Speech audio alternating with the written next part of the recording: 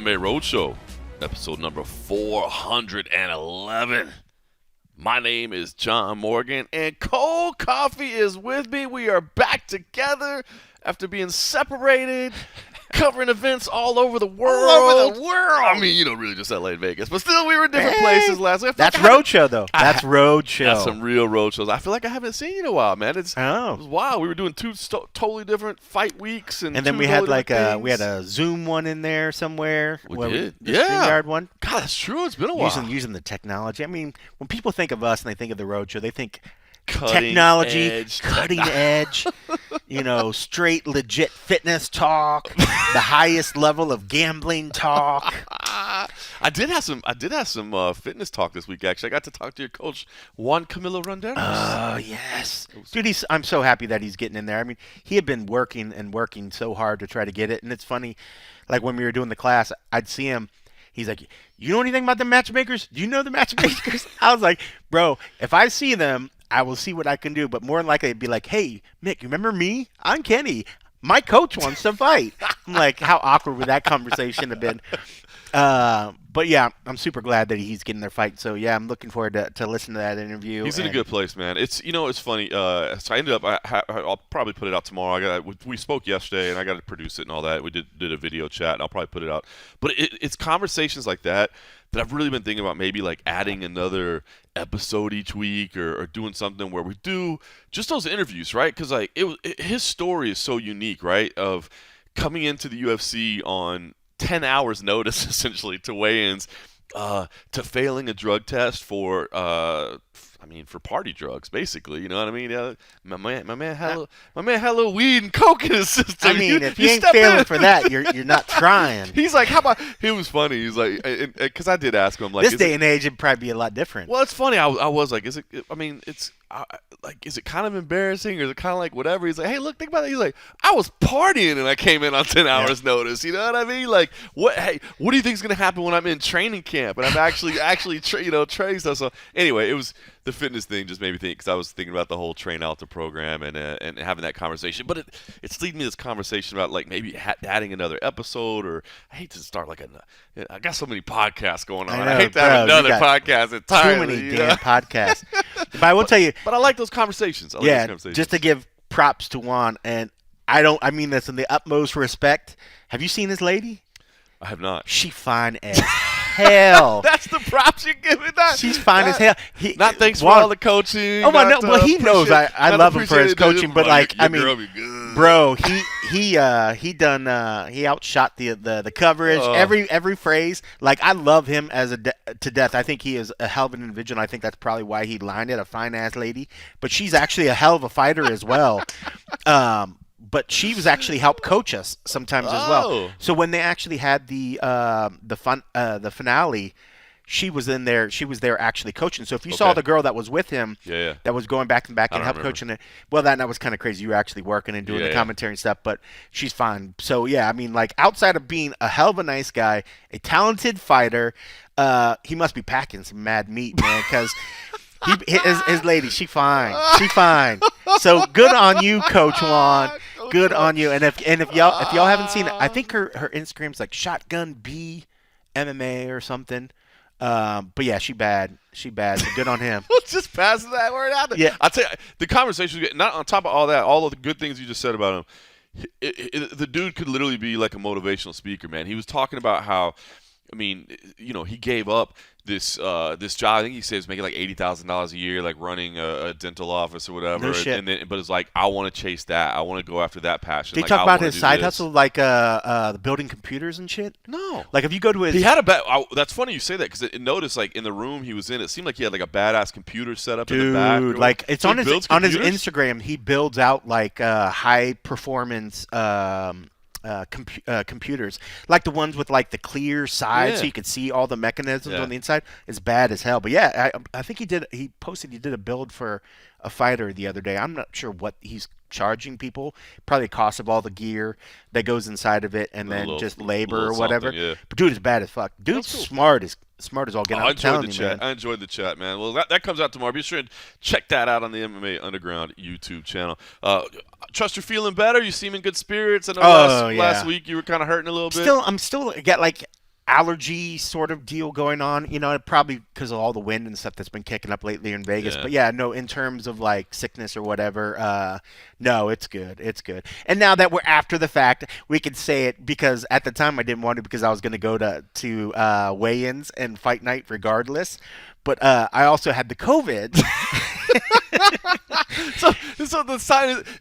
In fairness, it was a sinus. It was infection. A sinus infection. Your sinus was infected with COVID. It was infected with COVID, or at least I was just carrying it. I still feel like you can carry it in your system. You can carry the virus, but you don't have actually. Anything, right? I don't have any symptoms at all. Like my wife, when I had it and I had symptoms. Yeah. There's no way my wife didn't get it. Like I was literally, when I got the call that I was positive, I was literally sitting on the couch, hanging out with my wife. There's talking. No way she didn't. She have had it. to have gotten it, but she never showed any. I think that's it. Yeah. I mean, and so you could carry it, and I think so. It was. And John was teasing me that I tested because there was a media day I didn't want to go to. Conveniently right before the media day in which there was like all foreign speakers. Well, and I because when I felt bad, when I was like, man, maybe I'll just go check because I had heard that Evie, who used to work for Globo. Now used to Globo. Now she does for UFC Brazil or whatever. Fight Pass Brazil. She had said that she had a sinus infection, and at that time my sinuses are messed up. I was like, dude, maybe I got that too. And I never asked her if she actually tried to test for COVID. Right. But when I was doing that, I was like, let me just test, just to be sure. I was like, I don't want to be that guy that just goes and unwillingly or unknowingly goes and infects somebody. Because it's one thing if it's another bunch of healthy guys, and you're like, he's young, he's going to be fine. I'm sure he's going to be fine. I mean, there's people with families. There's people that have conditions that we don't understand. And so you can't just willy-nilly that shit, even though I told you I was thinking about still going. I was going to wear a mask. I was like, I'll test or whatever. It'll be weird to show up with a mask for the first time in a year. Like, what's going on? I just don't want you to see me. Well, the Asian partners there probably would have appreciated that since I felt, a little off that I was wearing a mask. They would have just took it as a sign of respect. I stand with you. But since I was just like, let me just check because I just don't want to be that guy. And when I saw it, funny enough, the results from CBS, I did a home test. Right. The home test said I was positive, but I looked on the box, and most of you, if you guys don't know this, they have expiration dates. I didn't know that. So when I looked at it, I was like, oh, shit, this expired like 5 months ago. I was like, let me go set up something at CBS. Let me do one of the rapid tests, and then just to make sure all my bases are covered. That took like 3 days to get the response. So when I got the positive, luckily it was the day right before, maybe it was the night before or the day of media day. I was like, well, I got that COVID. I can't go. But since it was so far in the process of when I got the positive, 2 days later, it cleared my system. So I was able to get the negative. So when I was going to go wear a mask, I was going to try to be as good as I could. That morning, you never know. Maybe that day I might have would have just changed my mind. But honestly, everybody was gone. There was like nobody there. I was like, man, there's gonna be nobody at the weigh-in days. I was like, most of the media was out. Most of the Vegas media was out with in LA with me. Yeah, at the so tournament. I was like, I'm sure this will be fine. I'll just sit over in my little corner and I'll wear my mask. But it cleared my system. But before I forget, on those tests expiring, you can go and do. I did a Google search or whatever. But if you can, the CDC or one of those health organizations has a listing, or sort of a database of all the different test things. Like this is one when I got some new ones. This is a Quidel or whatever. So this is like a new version. But you can go and you can find the lot number. You look at the maker, it'll give you the lot number. And the test that I had actually got extended until like almost mid this year. So even though they expired mid last year, it almost extended it a whole full year. So more than likely, if you do have a test, you could look to see whether it's still valid. Because there is some liquids and things inside there. I guess that that stuff can go bad. But there's your lesson of COVID testing today. You have your at-home test, even though it says expired, might not be expired, but you can check to see the validity. But yeah, no, I feel a lot better. I still sound kind of nasally. Yeah, I've still been dealing with like allergies and stuff. Yeah. I've been trying to get my steps in, dog. So I've been still going out and getting the steps and stuff. But lately, Vegas has been really, really windy. It's still obviously beautiful and sunny, but we've been having crazy wind lately. Windy, chilly. And just getting outside, it just kind of keeps knocking this up. But yeah, man, I've been like a fucking crack fiend, like nasal spray. Like just, I was using one that I guess they said you're not supposed to do a bunch, so I switched to one that they said you can, but it doesn't work as effective. I've been spraying that shit like constantly, like it's like this is a 140-meter sprint. I'm like, dude, this is gonna get me through like a week. Due to some previous life choices that I've made, I am not a big fan of the nasal spray. I try to avoid that as much as possible. Yeah. It transports me back to a time in my life where maybe I was making some decisions. I mean, normally I make really responsible, healthy decisions. I mean, I'm really always trying to take care of it. But believe it or not, there was a time in my life where I may have ingested some things that were not quite so good for me. And, my boy Juan Camilo knows what I'm talking about. But I'm just saying. I mean, it's like, it's that old joke, like Coke's a terrible drug. I don't like it. I just like the smell of it, It's just like so ridiculous. Oh man! All right, so fight week overall, man, it was a week where really the bigger event was in LA with Bellator. I don't think there's any way you can deny that. Yeah, it was, for sure. It was the bigger, more important show. But and unfortunately got the result that most of us thought was going to happen. Yeah, that was sad. That was hard to watch. It was hard, man. It's so frustrating because I've seen a lot of people come out and say like, "Oh, the matchmakers, what are they doing?" But you gotta realize, man, Fedor insisted on that matchup. Not one, like insisted. Yeah. They were like, what if we got Josh Barnett in here, or what if we find, let us find. What about they're that wouldn't have been options. A great one either. I don't think that would have been a great one either. But Barnett's huge. Oh, dude, seeing him there. Yes. Oh my Lord. Yeah, it's crazy. But I don't know. I feel bad because a lot of people are kind of railing on the matchmakers, and it's like, bro, you got to realize, like, that's the fight he insisted on. I'm watching, like, all the dudes after. Who was it that he was teasing about his belly? Chuck Liddell. Yeah, like, Fedor probably would have been like, hey, how about that one? Could you get Chuck signed for one?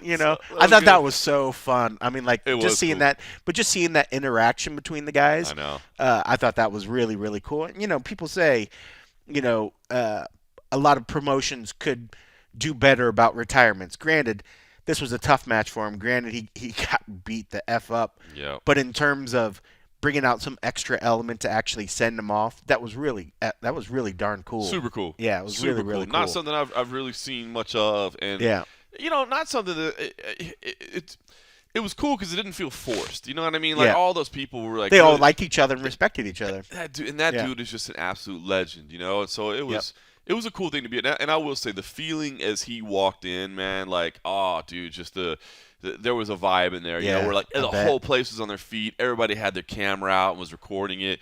I was just kind of looking around. And it was cool, like, fellow media members, like people in the VIP section, like everybody's kind of looking around like, damn, dude, like that. Yeah. There he is right there, bro. That's cool. Fedor, it was cool. And then essentially the inevitable happened after that. Ooh, that was rough. Yeah. It was almost like they were like, did Bader not get the script? Did he not get the script that said, "Hey, let him have some moments"? Yeah, they tried to give him that Tito script. He was like, "No, we're not doing that one again." Boy, I mean, his hands are good, man, but that power, man. As soon as he started landing, I was like, "Holy cow, that is not how I saw that one going down." I had Bader winning. Of course. I just didn't have it Bader dominating because of strikes. He said, I agree, right? Like, even though the first thing, because the first one was kind of like a freak result, like one shot landed and that was that. But it was wild to hear him talk afterwards because he said, look, dude, Fedor still swings, and you saw him when he was loading up, like Fedor was throwing heavy. But Bader said, he's like, dude, I had watched enough tape and I've been in there with him, like I could see when he was about to throw, like I could feel that little tail, and he does have that little tail, like he kind of ducks in and leaps, you know what I mean? He's like, I knew it was coming, I saw it coming, I got out of the way, and he handled it right. He puts his whole body into his strike, so I mean, you see the body move before the arm actually starts going, which would be a little bit different if he was just doing like a little short straight jab or anything. He literally just brings heat. Yeah, he's leaping at you. So he's like that duck down and then looping arm, which if it hits you, you're going to get fucked up. I mean, he's still got power. But, well, good on him, man. That shows that Bader, I mean, as long as he's been doing it, he's still, upping his game as well, elevating it, and working on his fight IQ. But he was all class all week, man. Yeah. If you weren't a fan of Bader. He's always been, though. Bader's never – I've never thought anywhere like Bader just taking cheap shots or, anything like that. He's always been a classy dude. All class, man. In a tough spot and admitting it was a tough spot, like even just saying like, dude, I would have cheered for that guy if I wasn't fighting him. You know what I mean? So it was cool, man. It was good being out there, and the ratings, the ratings, I think, a little over 1 million, I guess. But I was saying two things about the ratings. Number one, first off, times have changed in terms of what ratings are on network television, right? Yeah. So I think anything, and I said this going in, and I really truly believe it. Like any number was a win because it was bigger than what you're going to get on Showtime. Way bigger than you're going to get on Showtime. Easily. So whether you want to look at like what Bellator did on CBS versus what Elite XC did on CBS or what, I don't think you can. I don't think it matters. I think them beating the Showtime number by a long margin is good for them. And the other thing, too, is I don't think I know they don't. They don't include all the streaming numbers and stuff, and a lot of people are streaming. In fact, it was weird to me. I saw a couple different people on social media and even a friend of mine in text message was like, I don't know how to get CBS. Because everybody has streaming services now. Yep. That they're like, I'm like, I think you can just turn your TV on and get it. But people are like, I don't know how to get CBS. I thought that was so bizarre. Like, used to network television was like, got to get on network television. Yep. Now you had people that I know specifically were like, I don't even know how to tune into CBS. I thought that was so wild. I had a hard time at least trying to, when I first tried to pull up like the CBS app on like the web, because of course we were at the Apex, so I pulled up Fubo. So I streamed it off Fubo. Wow. Streamed the CBS channel through Fubo. That's funny. As opposed to just pulling the CBS. That was just because I had a little initial hiccup trying to get in, and I just wanted to see it. Right. But yeah, so I'm one of the streaming numbers, that's out there. So I'm sure there are others like me that get their TV from streaming. Like, if you don't have a decent antenna here, so like this TV behind you, that's next to that window gets better satellite for some channels here in town. This one over here won't pick up some of the channels, and they're like 15 feet apart. So it's weird. So even if somebody does. Even with it being a local channel, if you don't have a decent enough antenna to pick up like a local channel, you still might miss it. So those people are all going to go online anyway. So I thought that was pretty cool. But yeah, I mean, in terms of like the streaming thing, it's so funny. We've said it many, many times. We all cut the cable, but now we're spending more than we probably ever did, and we have like 15 different places where we have to go to find everything. Like, I don't even know where it all is. So if they just put all these things together in one site and just one feed, they could just bundle them. They could just bundle it together. Why don't they do that? I have cable streaming. It's so ridiculous. All right, so you mentioned being at the Apex. You guys had that late night. I know you guys. Oh my goodness! You guys were just getting started by the time we were wrapping up. Although our post-fight press conference in LA did run pretty long, just because it was just waiting for the guys to get there. I mean, it was no Brazil where we were leaving the venue on the bus, and that was not getting the main ones at like 5, but leaving the Apex at like 1 in the morning was absolutely bizarre. I think it was even after that. I think it was even after that. We've just never been there that late. Yeah, I mean, it was just. I was like, what the heck is going on? Because I remember I was like, well, let me just finish this video, and I'm gonna do this. And I look at the time, I was like, holy cow, it is late. I'm like, let me go home.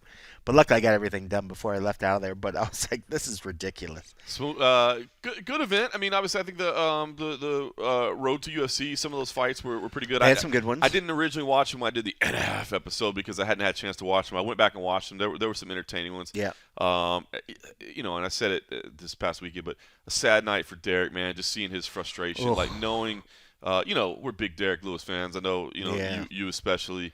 And again, it's kind of funny in saying. I think we kind of knew what was going to happen with Ryan Bader and Fedor Emelianenko. Yeah. I think we also kind of knew what was going to happen with Sergey and Derek Lewis, but then it played out like that. And again, kind of similar, the shades of the same way. I think we knew it was going to happen, but we didn't necessarily know it was going to be that dominant. Yeah. Where like you wouldn't even get to throw a punch, and it was just wild. Like when he kept taking him down over and over, I was like, it was. I was like, how can you not stop that? I was like, it looks like he could be able to stop that. Oh man, and you could just see the frustration on his face, especially because. Kind of openly all week, and myself and Nolan King talked about this last week, is that I think Derek Lewis has always been kind of his like mental, psychological shield to just be like, I'm just in here having fun, like whatever happens, I'm just making money for my family.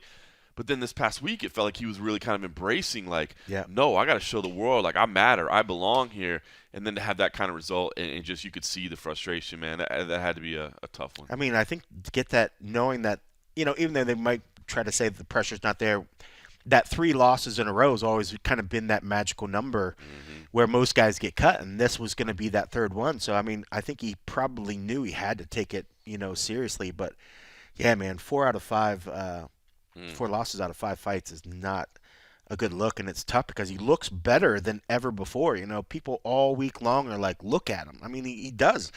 He's been doing work. I was really surprised that when he came in on the scale, he was still 264, 265. I thought he was going to be under that from the way that he transformed his body. So I was like, okay, this is going to be different. It's going to be different.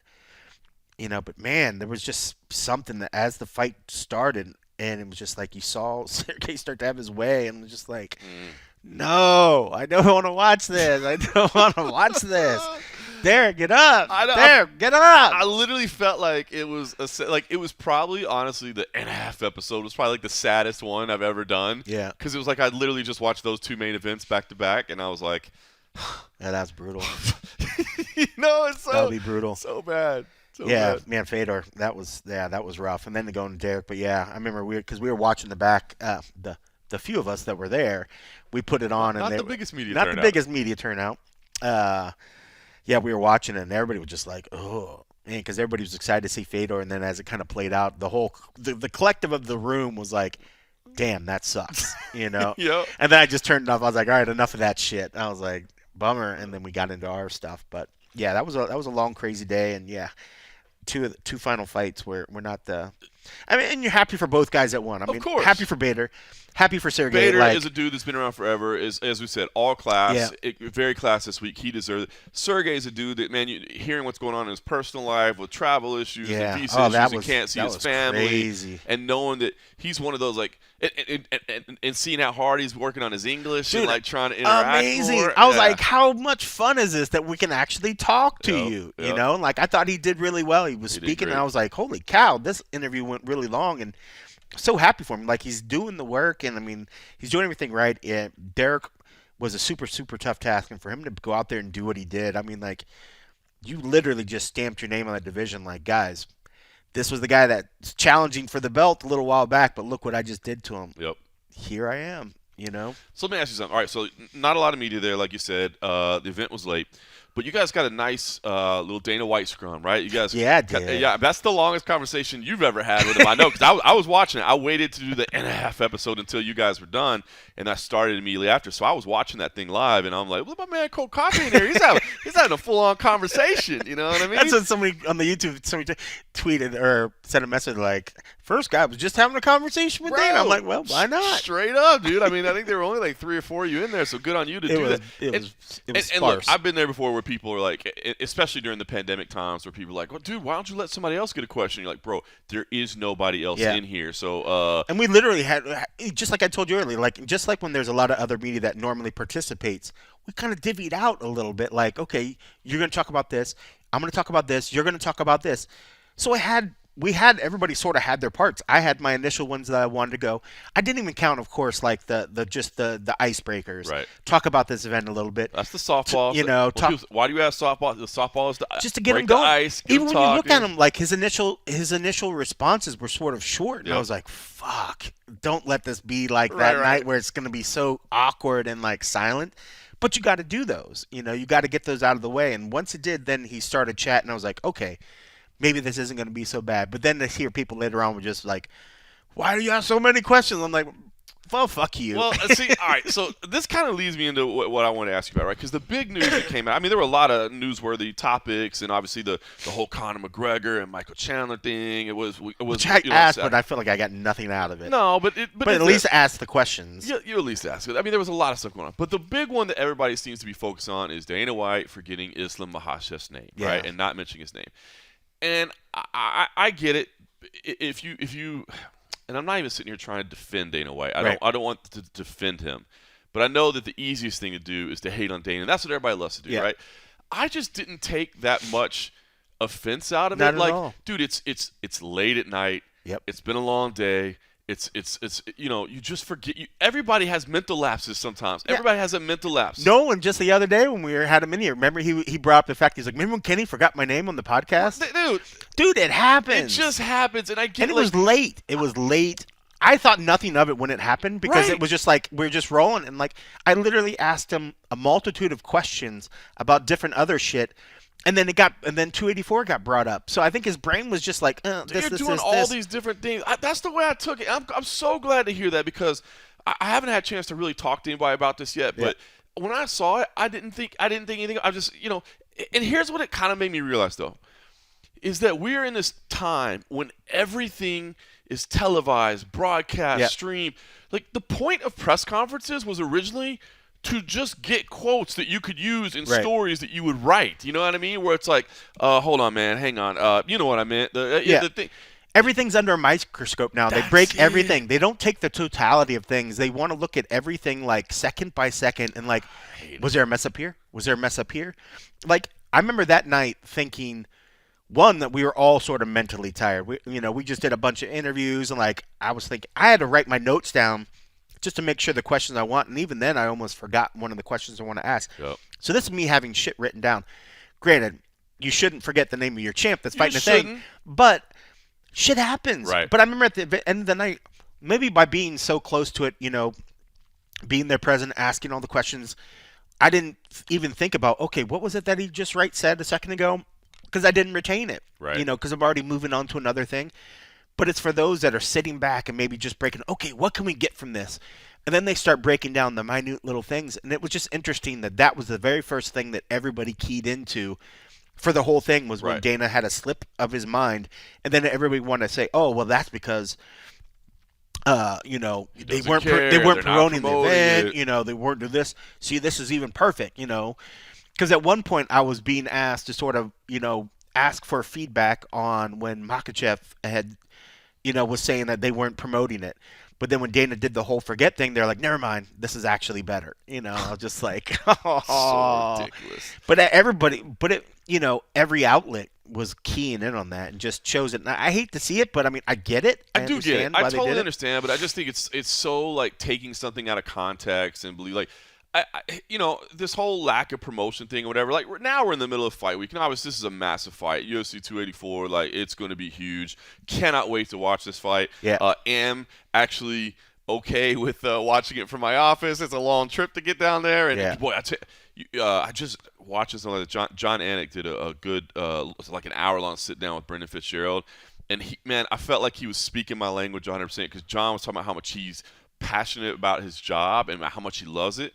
But then also how much harder it's getting for him to be away from his kids, and that his kids are actually like asking him like, "Why do you?" And I was like, "Dude, that's like my life 100%." But anyway, imagine doing that in regular coach though, as opposed to business class. That makes it easy. Then it makes it makes it a lot easier. But, I'm just saying, Mr. Anik. I mean, I feel your pain. It's a good interview though. So it's on Fight Pass or it's on. He did another one with Submission Radio that I haven't checked out. That a lot of people are saying that was a good one. I think it just came out today. So I love Anik. I mean, I tease when I say about the coach and the business thing, but yeah, I was playing my tiny violin for those that are like, oh, the travel was so bad. I remember Gooden posted the thing. He's like, oh, travel's tough getting through whatever, but I made the trip, and I'm looking, I see he's in his business class seat, and I was like, oh, shit, you're so stuck, you're so hard. This pod is so cramped.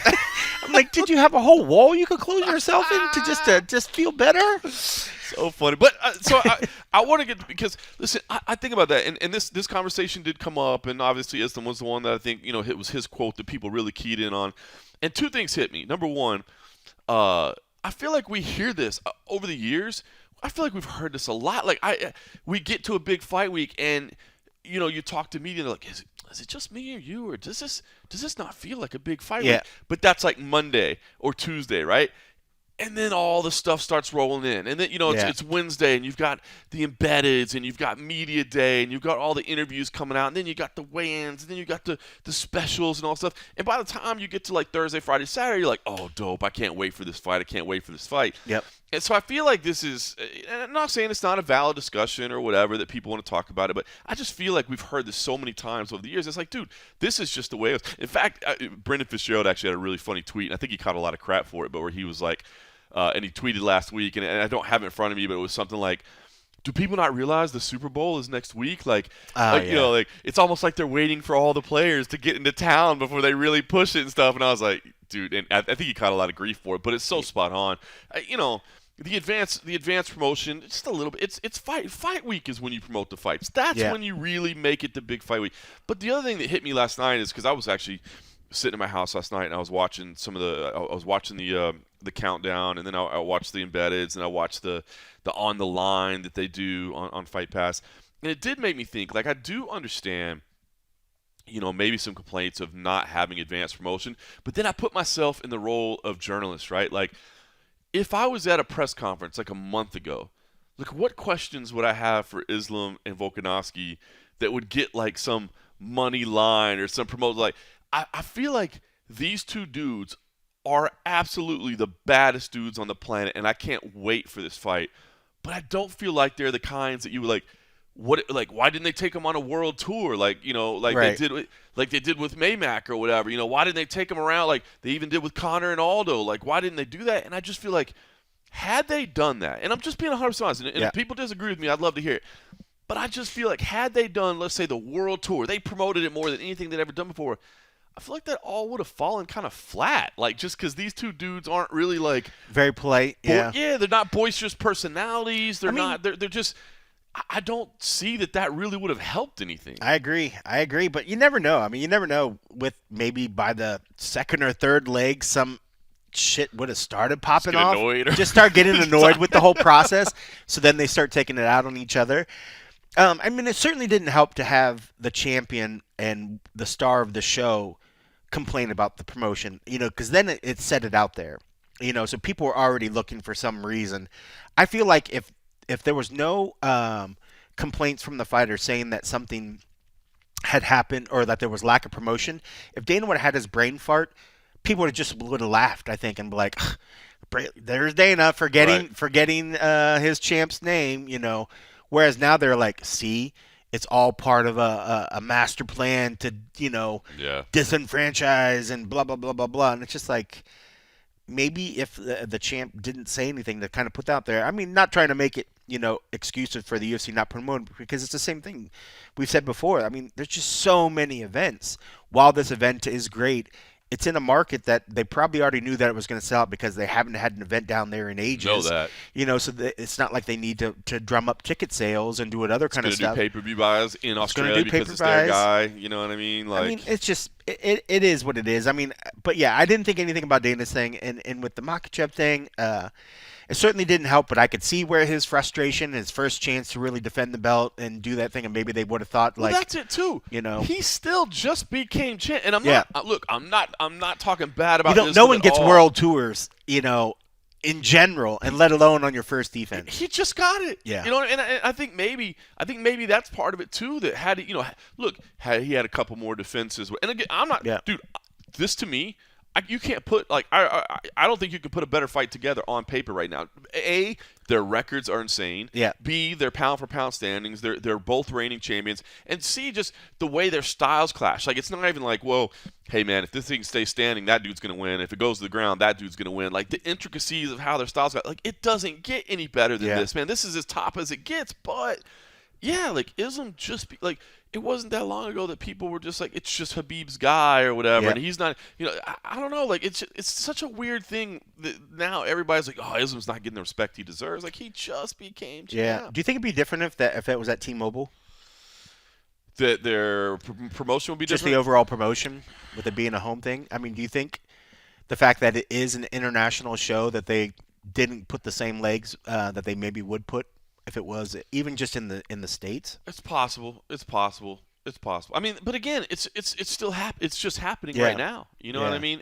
But yeah, if it was in Vegas, because then you'd have the. But local even then, media. They wouldn't do a world tour for that. They wouldn't do a world tour. But then you'd have the local media more intrigued and more like clamoring for stuff and more calling for stuff. Whereas right now, it's like, well, we're not really covering that. I mean, I can see where it's kind of interesting, where he's the champ, they're going for his belt, but they're in a sense going to the challengers' homeland. Right. It's kind of weird. It is. So I could see where he's like, okay, so I made that concession to bring it over here, but then you're not going to reward me by doing something that pushes me further into the limelight or something. Yep. So I can see where he maybe feels a little slighted or whatever. But in general, I think if anybody got the belt and was like, I need a world tour for my next event, people would think that's crazy. Maybe he thought world tour because it's an international event. He's like, okay, we're already on over here. Let's jump around. But the thing when we did the world tour, even at Maymac, the only part that was world tour, I mean, granted, yes, they did the thing in London, but they went to Canada. Right. Just right upstairs, you know, and then came down. That wasn't even much of a world tour. Well, and then, maybe, and I'm thinking, and I'm still thinking through my head right now, like, obviously Islam is, Habib's protege or whatever. Right. Obviously, Islam had a first-hand account of Habib and Conor. But again, What's the common Big thing difference. what's the common we're all talking? It's Conor. Yeah. And I hate to say that, but let's just be honest. If Conor McGregor was coming back and not fighting Michael Chandler, but fighting Islam Makhachev, maybe you would get a world tour at that point. Yep. And again, it's no disrespect to Islam. It's just certain people command that and certain don't. Yeah. I don't think you can just manufacture that. Like people are like they gotta do a better job. And that didn't even stars. start. And that wasn't even that like that for Conor to start out. Right. Conor built his way into that. It wasn't like that to start. I mean, the guy earned it. I mean, he made himself an absolute name before he was ever a star, before he was ever a champ. He made himself this guy that people couldn't not stop watching. It's different, man. And it's just different for Islam. It's not that way. I mean, part of it's the language barrier. That's getting better. The point. But Conor never had that little issue there, and always, at the beginning, it felt like Islam was fine being the quiet guy off to the side. Now he's taking the limelight and he's starting to push to make himself more prominent. But it's hard to just jumpstart that. Some people have that charisma. Some people have that just factor that people can't not just be attracted to and just want to pay attention and want to watch. People look at Islam's fighting style. They look at his fights and they're intrigued by that. They're intrigued by the way he wins.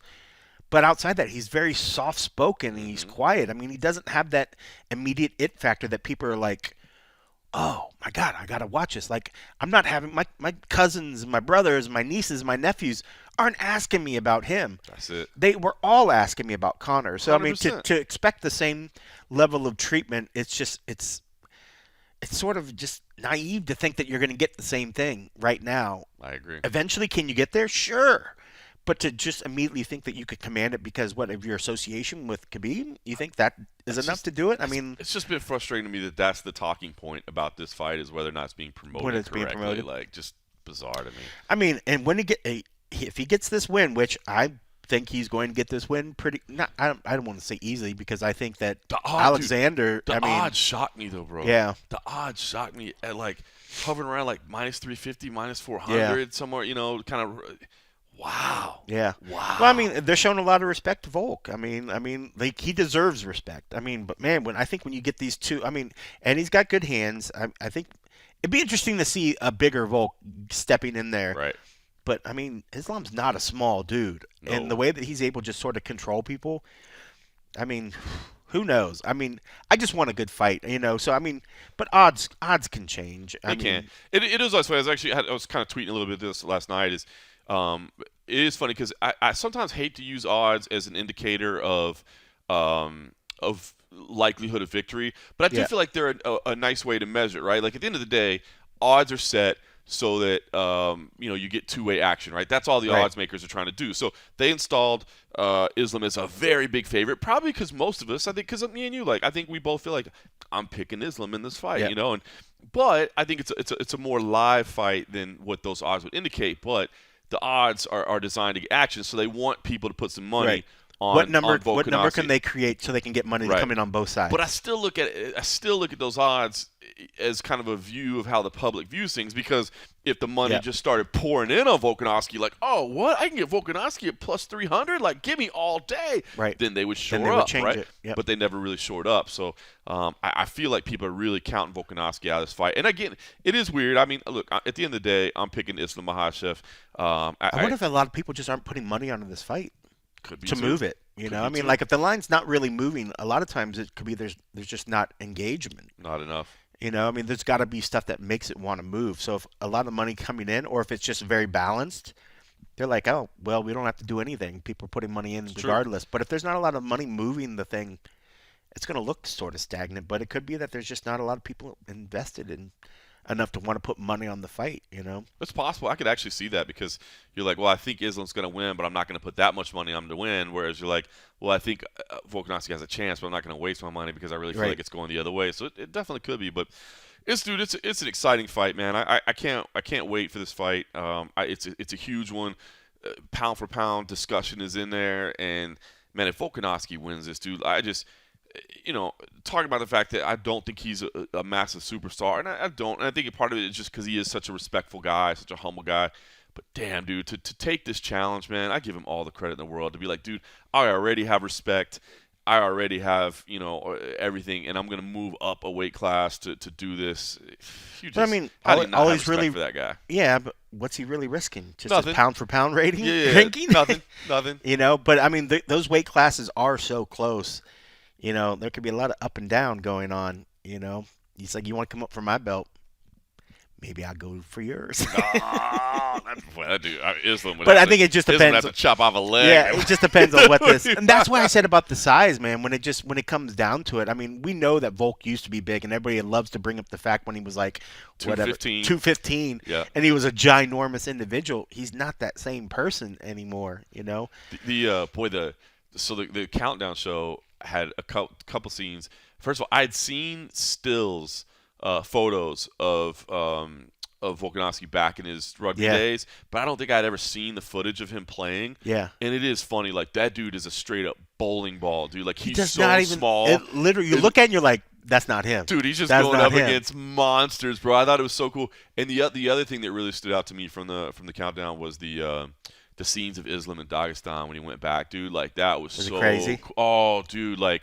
Just the people meeting him at the airport and then on the streets and then like even going back to like because Mahashkala is like the big city that they went to, but they didn't come from there. Like they started from a small village outside, so he even went back to his small village, and you see just the humble ass beginnings that those dudes came from. Man, it was so cool. But to see him have that kind of hero's welcome and what was that on? On the countdown show. The countdown? Yeah, and it was so good, man. I mean, like the meeting with the president of Dagestan, and it was cool, man, to really see like straight up superstar status, in his home country. I wish we did better that here for our athletes here. I think it's just because we have so many Americans on the roster. Because you're so right. Like, yeah. I think it's so cool when you see a guy that represents a nation. Like that nation gets behind him, the fan base is behind him, goes home, him or her. Either way. Like in China, maybe that's part of it is winning the belt overseas and then bringing it back. That's it. You set that moment. It'd be different if I won the belt in New York and I'm going back to Louisiana.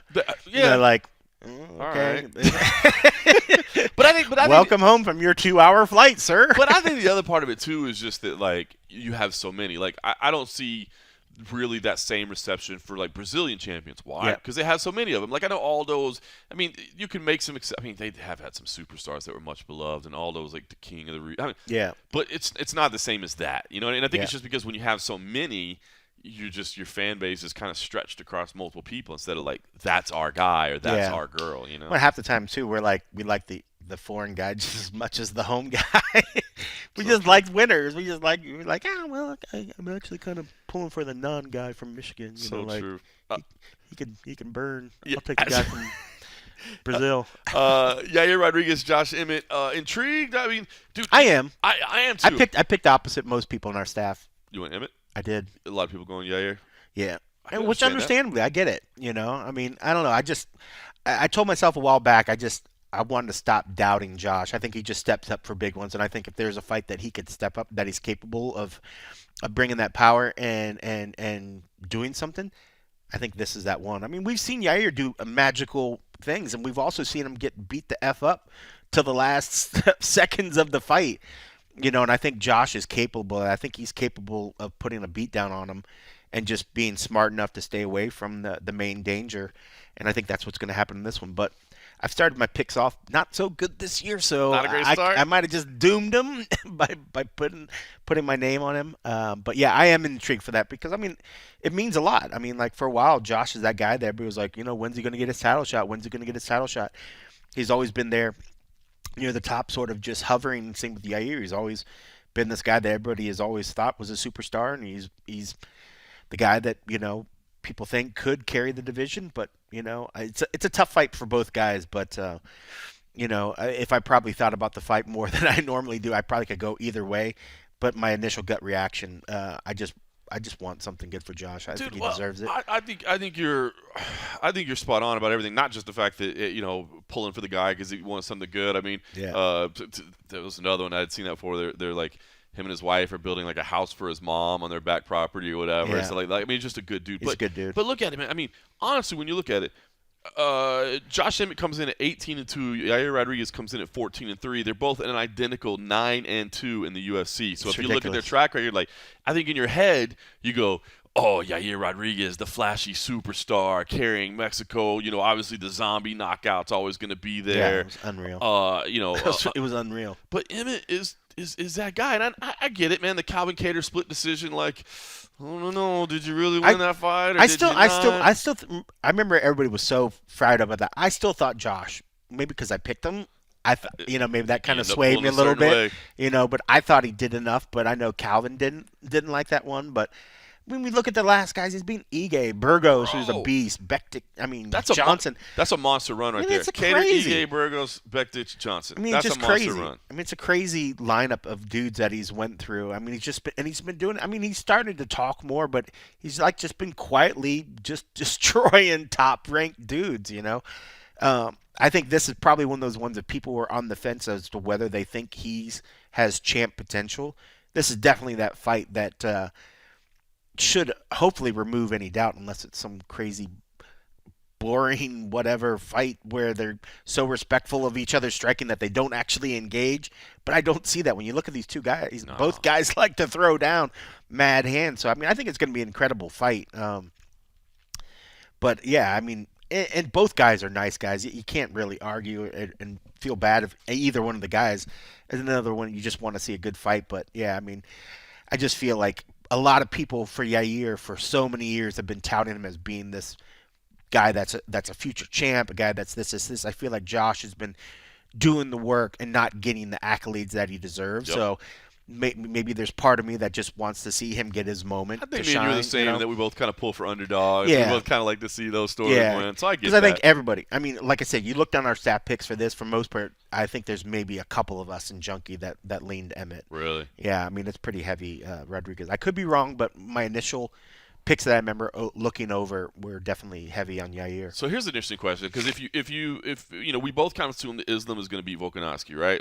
Again, I think it's a very competitive matchup, but we're both leaning in that direction. I would be pleasantly surprised, and I would not be sad if Volk didn't go out there and just fucking starch him. It'd be amazing. Yeah, it'd be one awesome. Of the greatest stories of all time. Super happy for him. And if he does win, then I think he stays at 55. I'm guessing. If he doesn't, and I know he says he'll defend both because that's the kind of guy he is. But we haven't seen anybody do that. That's tough, right? The double champ has never really resulted in people defending two weight classes. If you don't have to cut that extra weight, that's what I think. That's where I think he'd be like, man. If he doesn't have to, and he can, I don't think he would. So, but if he loses, then you think he'd go back to 45 and unify the title against the interim champ. Here, the question I want to ask is because, and I guess I'm probably tipping my hand is who you think would have a better chance of beating Volkanovski, because I'll just say it, I think Emmett has a better chance of beating Volkanovski than Yair does. I think you're right. Because of the power he packs. Because of the power he packs. Because of the wrestling that he has. Yep. I think he has a better chance of beating Volkanovski. We've seen guys that were crazy good on the jiu-jitsu, like Ortega gave their best shot on getting him to tap out, and he never tapped out. Would you say that Yair's better on the ground than Ortega? I don't think so. No. And he doesn't have the limbs, and he doesn't have other stuff. So, where's the area that he's going to be more dangerous? I think Emmett, when it comes, it's just, I don't know. He's more versatile probably than the skill set of what we could see from Emmett, but I think it's just the power. Power. It's just going to be that fight is going to be about power and who's going to knock out the other person. That's it, because Yair has. When I think of Yair, I think of obviously creativity. I think of the movement. I think of the angles. But when I think of Volkanovski, I think of speed and movement and all. Like, not as wild as Yair moves, but certainly like it would be a fun, fast-paced fight. But I don't think Yair would outpace Volkanovski. You know what I mean, or surprise me with. Where again, Emmett, meat and potatoes, right? Like he's just going forward. Let's just test our chins. Let's just test our chin. And I think he has a chance to land. So I think he would actually have a better chance, maybe. But I guess we'll see how all that plays out. Yeah. The rest of it, look, Jack Della Maddalena, obviously everybody's excited about him for the right reason. Randy Brown, though, this is a good test, man, a really, really good test for where Jack Della Maddalena is at. I think most people favor him because most people feel pretty high about. I was going to say, is that where you leaned? Yeah, I do. Yeah. I do. But I think Randy Brown is a good test. Just the body type that he has, the veteran savvy that he has. Everybody counts him out sometimes, and he shows up and he wins. This could definitely be that fight, but Jack is a beast, man. He really is. He's a beast. Justin Taffa versus Parker Porter. I do not like that fight. That's just going to be... couple big happy jelly, just a couple happy big jolly boys dudes. going The boys in there just throwing down. They ain't going in there to play pitter-patter. That one's on the main card because we know exactly what's happening. Then, of course, Jimmy Crute against Alonzo. Wow, Jimmy Crute versus Alonzo Minifield. That's going to be a good one. A couple of monsters going at it, too, man. I favor Crute in that one as well. I pick Crute as well. But Alonzo's that was tough, man. Because Alonzo, I thought he looked good in his last one. But Crute, man, he's just consistently, man. He just does well, man. But both of them, man, 13-3, 12-3. It's crazy, man. Alonzo sort of just quietly racked up a really good record. I know. Not a big talker. Not right. coming out there, talking noise or nothing, but he's going to be in there. Tyson Pedro is back against Modestas Bukauskas. Glad to see Tyson doing good, man. The long journey back, and he's in a good spot right now. But I was looking through some old footage the other day, and because I was trying to just find some other stuff. Remember when we went for the fighters retreat out there at that whatever casino it was? Yeah. And I remember they had that was eventually the one that Cyborg got in trouble because she slapped somebody. Can't remember who she had beef with, but they had the concert out there in the venue or whatever. Right? Yes. Yep. So. But there was that footage where we get a bunch of B-roll. They had all that stuff inside that. I think they had like different lessons or whatever. But remember they had the punching machine in there. But it seemed like there was a young Tyson because we interviewed him for part of the stuff. Saw him. He looked all young. And it's funny. I found this clip where I was getting B-roll. You get a trip out of this of like clothes because they had different like the stuff. And I was panning along the clothes. And when I got to the left side of the clothes rack, the young Francis Ngannou was sitting there making a face into my camera like, and then smiling and walking away. Because I remember we had just met him a little before. Over in Europe, right? Yeah, and I was just like, holy shit. I was like, and it just tripped me out because I was like, look at this. I was like, that's Francis, but he looks like a baby. He was super younger. Well, not super younger, but yeah, it was just crazy. But yeah, so it's funny because I just saw that footage like yesterday. I didn't remember Tyson Pedro. Tyson was there and a bunch of all those kicks. I remember there was footage. Everybody sitting around the punching bags. Wasn't it Mark Diakiese that came in and kicked the punching machine? So did Uriah, because I have footage of him doing a spinning back kick on it. And then, but like there was footage of like all these cats sitting around it doing it. Marvin Vittori, all these guys, because I remember it was either go to these classes, do this other stuff, or they were staying in the room and they were waiting for the big party, the outside playground to open up. So they all sat around, were hitting the punching machine just because it had a running leaderboard. Yeah, and everybody who was trying on to top. Get on it. I remember because I remember at the time we were there, we're like, I can't wait till Francis hits it, because he hadn't hit it at the time, and I forget who was at the top of the list, but it wasn't like anybody that we were like, oh my goodness. I remember Pedro was up there. But I remember there was a clip at one point I saw the names and I know there was somebody that we thought was like more of a grappler or it was a smaller. I can't remember who it was at the top, but there was some names that were on it. It was just like crazy. Dude, that's so. I'm taking myself back there right now. It was a long time ago. So Cyborg, if I remember right, was it Angela Magana that she was having the problems with? Maybe that's who it was. And I remember like some footage evolved. Some footage came out of like Chris Weidman trying to step in there, and like Cyborg stepped to Weidman, and he like jumped out of the way, like, oh no, I'm not. I'm good. I'm good. Dude, I totally forgot about that. Snoop performed. I remember too, like everybody. I remember the one thing about that everybody was talking about that we talked to, or I don't know if it was that conference or another. I know there was because there was more than one. Was that the same one that Kobe spoke at? And and everybody was just like everybody that heard Kobe speak, like to a man, to a woman, they were like, it was unbelievable to hear him like his mentality. That was the one. Wow. Yep. It's crazy. It's crazy, man. Like, we've been to some fun little stuff. But I remember that one, it was just like, oh, there's some fighters there. You guys want to come out and, like, interview some of the stuff? And I remember just shooting. But, yeah, I was just looking through footage, and I was like, Fighters Retreat. Let me just pull that up. And it started to open up, and there was clips of me taking pictures of the signs in the rooms. Yeah, and then there's the clothing rack, and then I panned it, and Francis was the first one I saw. I was like, holy shit. I was like, it's crazy. Man. That's too funny. And then I'll have to send you a screenshot. I'll have to check that out, man. And that was the one where the UFC finally figured out that a bunch of alpha males and alpha females given unlimited alcohol and all put in the same position was not a proper thing to do, and that was the end of the. Well, you live and you learn. Yeah, I found that picture. I'm going to send it to you right now through WhatsApp. I love it. You're going to get a trip out of it. All right, the rest of the prelims. I'll tell you what. A little bit. I'm always going to plug some CFFC, baby. we got Blake Builder on there. We got Elise Reed. So I'm excited for those. Blake Builder, of course, has an incredible story. We saw him come through the Contender Series, and oh my gosh, this photo is hilarious. Dude, imagine me this is panning. Terrible audio podcast right now. Imagine me panning from right to left. Maybe I can share it. Maybe I'll share it onto the. We'll put it on Patreon.com. Oh, put it on Patreon. Over there where you can support us for as little as $3 a month. You can get to see a young Francis sporting an Anderson Silva Spider. Oh, is that what I was trying to figure out what that brand was? That has to be an Anderson Silva thing, unless it's a Spider-Man thing, because he's got like a Captain America shirt on. So it might just be a pure on like Spider-Man thing. It might just be pure on. Somebody gave him free clothes, and he was like, "I'm just gonna wear whatever." Because at that time when we first met him, he was not the super nice clothes, polished dude. Like when he started getting money. He started buying all the nice clothes. But back then, it was just like, what shit did somebody give me? And who doesn't do that? I mean, like, give me free swag. I'll wear the shit out of it, And here he's wearing all of it. That's hilarious. He does. I thought it was Anderson Silva, but it might just be like Spider-Man because he's wearing like a Captain America shirt. And that's I don't know. It's got a sticker on top of the hat, So maybe it's like a brand for something, but I don't know. I've never been big on like the hats. I don't know who makes whatever, but it looks like it's got one of those like stickers for something branded. I forgot about that, man. Dude, we've been around this game for a bit. That was fun. We've had some fun times. All right, Blake Builder's going to be in there against Shane Young, so I'll be definitely tuned in for that. Blake Builder made his way through Contender Series.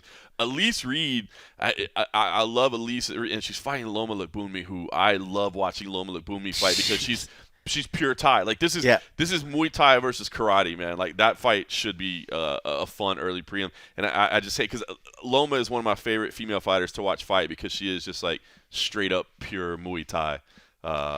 I'm excited for that one. It says she's 5'1". No I was gonna say she's 4. No she's got to be 4'10" or 4 something. They took her word. I was gonna say one. like she's 4 foot something, and I was like 5'1". That's a little surprising. She's got to be one of the shorter people on the roster. 100%. Nobody. But she is. Her. She fights like she's like a 300-pound beast, man. She just goes forward. She's always fun to watch. She is fun to watch. All right, listen. I did want to ask you give me your temperature on the Conor McGregor. Michael Chandler, Ultimate Fighter. I'm down for the fight. I mean, as for the just like anything, the longer that something happens, more good, maybe fun bits where the coaches are actually brought together. I'm sure we're going to hear some stuff. Yeah. But in the day-to-day, I mean, Conor's going to bring a team in. I don't know how much we're actually going to see him there. I mean, I'm sure he's going to come do his mandatory minimum requirements, show up for, fight picks and the other particular stuff, and maybe we'll get some, decent little bits. But I have to think that the interaction and what they're going to ask him is going to be a lot less than what coaches have done in the past. Just because, I mean, guy's got his hands in so many other stuff, so many other business things, and it's all about just getting that fight, So if he's like, hey, I'll come, once a week, we'll film once, we can film enough to get through, multiple shows or something. I just don't see him being as involved as like what Chandler will be. I think Chandler's going to take it a lot more serious and be more Chandler's involved. Chandler's going to be like, So it'll be interesting seeing the coaching styles.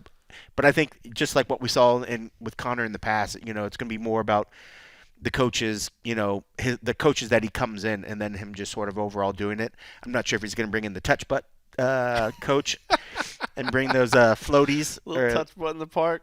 Yeah, that was so awesome. Classic. But it should be interesting. But in terms of the fight itself, I want to see it. I mean, too. We said before. I mean, we want to see Conor fight. I mean, like Conor fight weeks are fun. I think this fight's going to be fun. We know what we're going to get. I mean, it's going to be a slobber knocker. I mean, neither one of those guys is going to go in there and both of them are going to want to go in there and get the most flashy, quickest knockout possible. And where you think Chandler would probably want to wrestle, but he won't. He won't. He hasn't yet. Why start now? So yeah, I mean it's gonna be interesting. But I mean, I know a lot of people seem to be like, oh, it should have been Ferguson or it should have been this. I wasn't upset that it wasn't Ferguson. I'd rather see him fight Chandler than see him fight Tony Ferguson. Yeah. I feel that would have been an easier fight for Conor. As much as people want to hate on me for saying that, I think if he would have took the Tony back in the day when everybody was really wanting this fight, that'd be different. The Tony that we've seen now, That's fair. And I hate to say that because with coaching, love me some Tony Ferguson, but he was fair. coached. He was coached back then. I mean, he seemed like he had more structure around his training and other stuff. And I know he said that he seems like he's got that back into his life, but The Tony now is taking a lot more damage than the Tony back then as well. Conor hasn't been fighting. Could he be mean that his timing and stuff's going to be off? Sure, but I mean, Conor now is about that power. He just needs to land a couple of those lefts, or shoot, a couple shoulder knocks to the head. That seemed to work pretty well against a Cowboy. I'm just more intrigued into how the fight between Chandler, because I think it's going to be a more competitive fight than it was from Ferguson. Would there have been more trash talk with Tony Ferguson? 100%. Tony's all about that, and it would have been really fun to see him. I don't know what kind of Tony would have got fight week, because I feel some fight weeks we get a fun Tony that wants to play with the media, and other times we get Tony that just thinks we're the scum of the earth. Whereas Chandler's always been. He plays the game really, really well. Yes, he does. So I think it just makes for better. We're going to get better quotes. I think we're going to get an overall better fight. But yeah, I mean, I'm excited about it. But yeah, it'd be interesting to see how the coaching styles break down.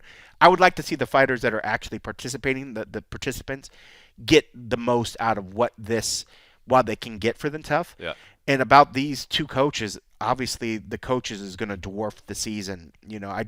So now that the guys that are there, even if they know that the season is going to be all about their coaches fighting, I want them to get the most out of it. And I think the guys on Chandler's side are probably going to get the better. But that being said, Conor's got great coaches that he can bring in. So it's not like he's going to be bringing in chumps. He's going to be bringing in great coaches to speak it. So I think both sides are going to get good stuff out of it. But yeah, I mean, I think it's great. I just wish we'd know more stuff like what weight class is it going to be at? Gotta be 170. When's it going to actually happen? When's Conor going to enter into the pool? Does that mean is this going to be in August? Is this going to be September?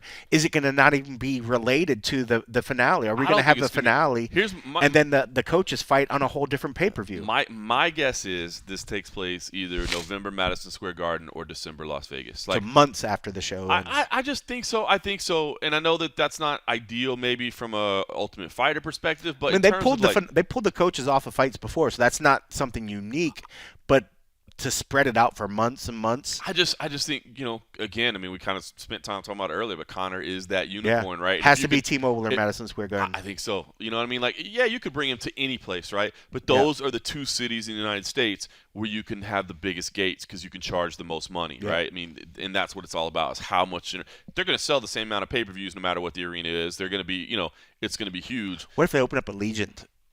Do you think that fight could do Allegiant? I mean, it's Conor. No, that's not big enough to do Allegiant. But they certainly have one half of the two. But like, see, and this is going to go back to what we were talking about earlier. You've got one fight to pick, right? You're in the meeting. You're in the war room at the office. Right. You guys know Allegiant Stadium's on deck, and you know that you got to pick a fight. Is it Conor and Chandler, or is it Islam and Volk to headline Allegiant? You can't have them both. Right. You got to do one or the other. One of them has to headline. Which do you pick? Conor. That's it. That's it. It's stupid, right? It's a fight that won't have a title on the line. Yeah. That won't have pound-for-pound rankings on the line. That won't mean anything. But it's the one. And that's what this whole, are you promoting it right? Are you not doing it right? It boils back down to that. If I had to sell out Allegiant Stadium right now, I'm not picking the top 2 pound-for-pound guys on the planet. Yep. I'm picking Conor and this other dude that I know, and I don't mean to, demean Michael Chandler, right? But the dude that you know is going to come in there and throw down, like he's going to come in there and he's going to tear things up. I mean, it's tough to think about who else would you want. I mean, like John Jones and Francis Ngannou. That could be a fight I could see in there. I could see that. But you need to have absolute superstars to do that. And there's no offense to both those guys because those guys both are stars in their own right, but they're at different levels than what, like, Jones hasn't fought in like 3 years, and he has one fight coming back, and people are just creaming themselves. All right, here's the question. So John Jones comes in March, smokes Cyril Gane, right? Just destroys him in like 2 minutes. He's the champ, right? Now all of a sudden you find out you got Ngannou back under contract. He doesn't box. He's like, even if it's just one fight. It's one fight. If it's just a one-fight deal. He signs a one-fight deal. So now you're in that same boardroom, right? And you go, hey, we got a date at Allegiant Stadium. It's September, right after Tough is up. We got John Jones and Francis Ngannou, and we got Conor McGregor versus Michael Chandler. Which one's the main event? Between the two of them? Yeah. You got both. Now you got both of them. Both of them are on the card. You got both of those on the card. Which one's the main event? That's tough. Right? That's tougher. I would lean towards the heavyweights. I would too, but it seems weird to say I'm going to put Conor McGregor in the co-main. As a co-main. He might actually like the fact that he doesn't have the top bill, or because he has less responsibilities, if he can get out of it. It's true. But I could see where he could also take a front and be like, no, I'm obviously the A side. I think if you had those two fights, you could settle Allegiant Stadium. I mean, if they can get him back to do tough, I think he's willing to play. Right. That's a whole different thing. It'd be one thing if he hasn't already agreed to sort of fight, and they're like, we just want to get Conor back. What can we do? I think that then they would have to give him the main event. But the fact that he's willing to come back to the table because he's been gone for so long, I can see him getting the co-main because it would be so weird to be like, hey, we've got the heavyweight unification between, They wouldn't call it a co-main. They'd call it a how does Bellator phrase it? Double main event. Double main event. Double main event. And then so what he would do is he'd say on the backdrop, both said the names have to be on the same level. You can't have one above the other. They'd have to be same. Be the longest name ever. Or no, well the names would still be stacked. So it'd be Conor versus blah blah blah, and then Jones versus blah blah blah over here. But they'd be eye level or whatever. Oh, that's so funny. But yeah, between that, I mean, but I think that's just because there's an affinity towards heavyweights. But it's a heavyweight, but it's also Jones. And it's Jones. Because if it was Ngannou and Gane, I don't care about that as much. Not as much. I mean, I think it's a great fight, but if you had McGregor and an Ngannou Gane fight as the heavyweight, I would want McGregor on top. Yep. That's still Jones, but that's Jones. I agree.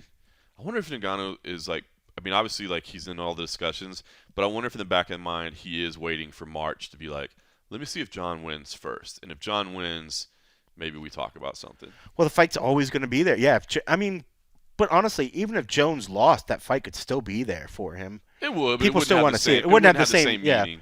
Because one, he's not going to get the same amount of money because if there's no belt on it or whatever. Yeah. But yeah, I don't think Francis is gone forever. I don't either. I just think he wants to go get that. It's just weird that the UFC, they don't tend to do one fight deals, but if they realize that that's the only fight to make, that's the biggest fight. Like if they're like, well, Jones doesn't want to fight anybody else, blah blah blah.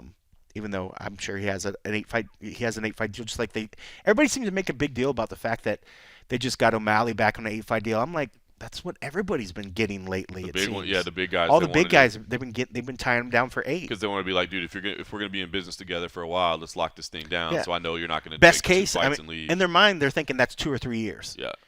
If they slow roll, if they're getting 2 or 3 fights a year, a lot of fighters are like, oh, I'm gonna fight 3 or 4 times.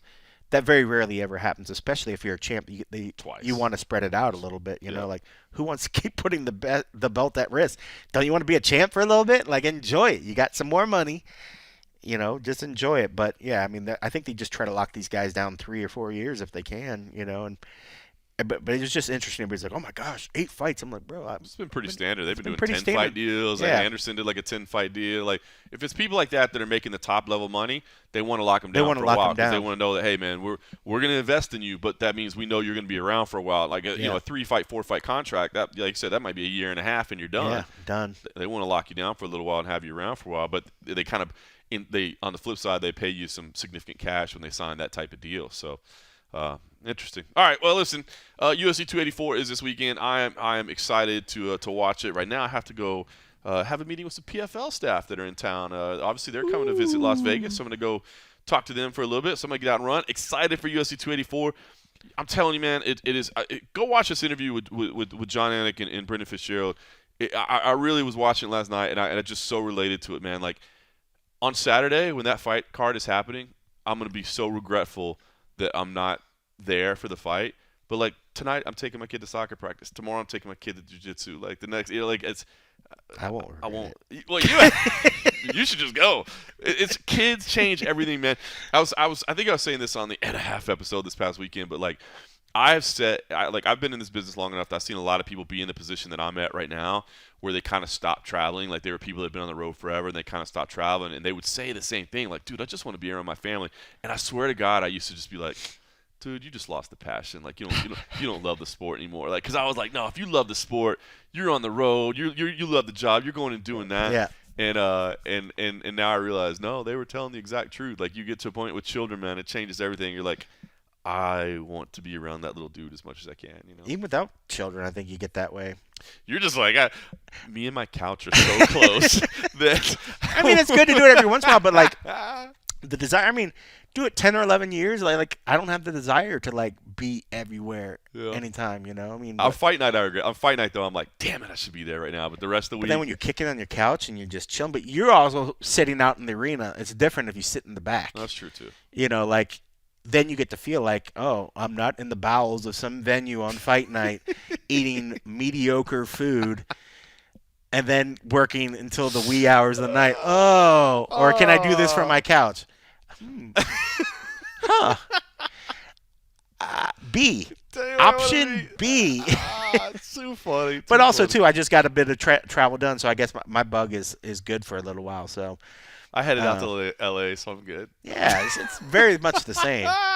Very much the same. Look, I'm trying to finalize my schedule. March, I'm going to have Canada, Colombia, and Philadelphia in 3 straight weeks with commentary. I told you don't even cover the UFC anymore. I'm shifting towards that commentary, baby. Well, speaking of, for those that want to watch some other fight action on Valentine's Day, we don't know the actual location yet, but there will be some LFC action for those that are fans of the Lingerie Fighting Championship. We got a big match. Going, I forget what's it called? Back to the Mansion? Back to the Mansion. Back to the Mansion. What mansion? We don't know yet, but it's at a mansion. It's at a mansion. It's a non-disclosed location, so they haven't even told us yet. We just never supposed to be there around. But there are supposed to be some big potential investors into it. I will say there are. As a primary shareholder, like you're privy to these types of things. We know things. These types of big meetings going on. We know things. I'll tell you what's funny is I did. So I missed my wife's birthday because I went to do Fight League Atlantic, and I missed my wife's birthday. And my wife gave me grief about it because she's really one of those like days are important. Like to me, did we celebrate your birthday 2 days early? That's good enough. Yeah. You know what I mean? Not to her. It's got to be on the day. So she was kind of mad at me for that, but she understood. Like I was going to work. But it was funny. So I was like, hey, babe, I was like, Valentine's Day, just FYI. Like, I know I just missed your birthday a week ago. Just do it early. Just so you know. But she doesn't. But Valentine's Day is just a Hallmark day. Valentine's Day, I don't think she cares about really. But it's just funny. Tell her she can come spend it with us. Come watch a little lingerie fighting with us. See? Yeah. I'm telling you. Invite her. And then you can go to dinner afterwards. Ooh, see, now you're talking. See? Now you're talking. Get the juices flowing. I'm sure we can get an invite to this whatever mansion that we're going to be at, which I will say there will be a former heavyweight boxing champion there present. I'm not sure if I'm supposed to disclose. I don't think you're supposed to say that. But I will say that there is a former heavyweight boxing champion going to be there. There's been a few of those. I believe that was supposed to stay in the shareholders meeting. Yeah. Well, when you have so many shares, you're allowed to give out little bits of info, little teasers. I love it. Little teasers. I love it. So that'll be on the horizon. Lingerie Fighting Championship next week on Valentine's Day. Yeah. So for those of you that want to have some quality television to watch with your significant other, we got you covered. I know Oscar filled in for me last time, but I like to be in town. So funny. So good. We've had some fun over the years. All right, listen, I got to run. I got to go get to this meeting. Always good chopping it up with you. Those of you that can support us over at patreon.com/MMA Roadshow. Of course, I'll be back this weekend for the and-a-half episode. For everybody else, if you can rate us, review us, leave us some feedback. We always appreciate that. But more than anything, we can just tell you from the bottom of our hearts, we mean it. Thanks for listening.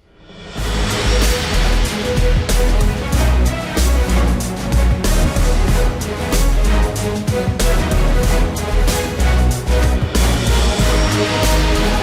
back.